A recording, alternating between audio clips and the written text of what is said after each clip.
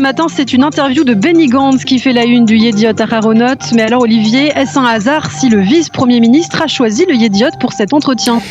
Aucunement, Ilana, il s'agit d'un choix stratégique et longuement réfléchi. Benny Gantz a choisi le Yediot Aharonot, traditionnellement hostile à Binyamin Netanyahou, pour faire passer plusieurs messages à celui qui est à la tête du gouvernement et qui devrait normalement, et selon les accords qui ont été signés entre les deux hommes, lui laisser sa place dans tout juste un an. Mais voilà, Binyamin Netanyahou, ce n'est un secret pour personne, a décidé de tout faire pour que Benny Gantz ne soit jamais Premier ministre, en tout cas pas de cette façon.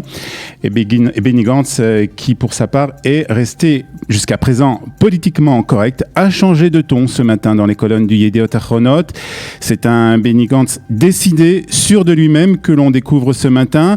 J'ai même envie de dire Benny Gantz qui part en guerre contre le Premier ministre Binyamin Netanyahou. Et cette déclaration de guerre a commencé par la décision hier du ministre de la Défense de créer une commission de vérification, et le terme est très important, dans l'affaire des sous-marins. Cette affaire que l'on croyait classée ressurgit soudainement. Dans cette affaire, plusieurs proches de Binyamin Netanyahou ont été soupçonnés en tout cas d'avoir empoché d'importantes sommes lors de l'achat par Israël de sous-marins militaires et d'autres bateaux conçus par un géant industriel allemand.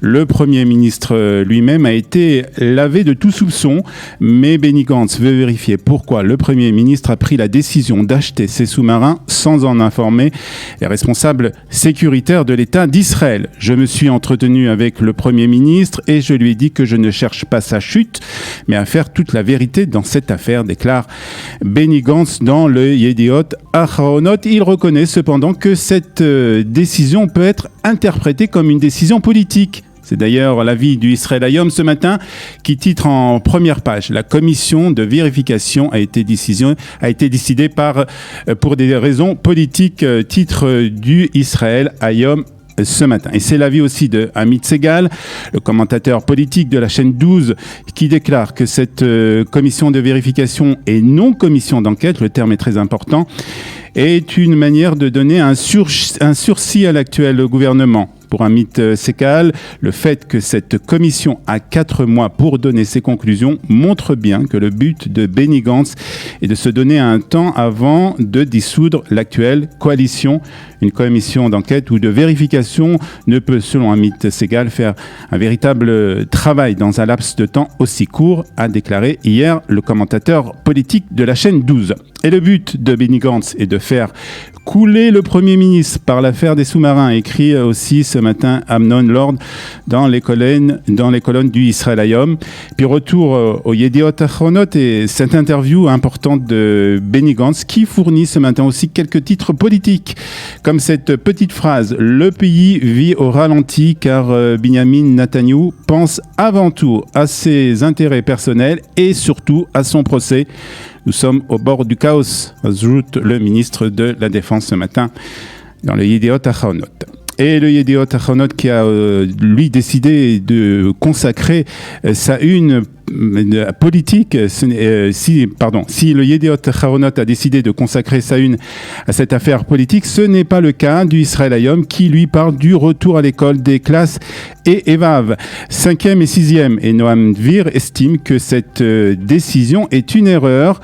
C'est le titre à la une du Israël Hayom ce matin. Même si les parents et les enfants attendent cette décision depuis déjà plusieurs mois, le retour en classe tel qu'il a été décidé par le gouvernement risque de s'avérer être une grosse erreur. C'est en tout cas ce qu'estime le journaliste du Israël Hayom ce matin. Cette décision réjouit les écoliers israéliens qui reprendront donc demain le chemin de l'école. C'est le cas de Maor et de Harel, des jumeaux âgés de 10 ans, qui expliquent dans le colonne de Israël Hayom leur satisfaction de retourner demain en classe.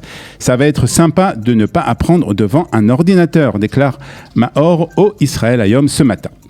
Il est bien entendu beaucoup question de Jonathan Pollard ce matin dans la presse israélienne. Le Maariv nous explique qu'il a enlevé hier son bracelet électronique. Première étape pour l'Américain qui a retrouvé son entière liberté et qui peut se déplacer sans être inquiété par les autorités américaines.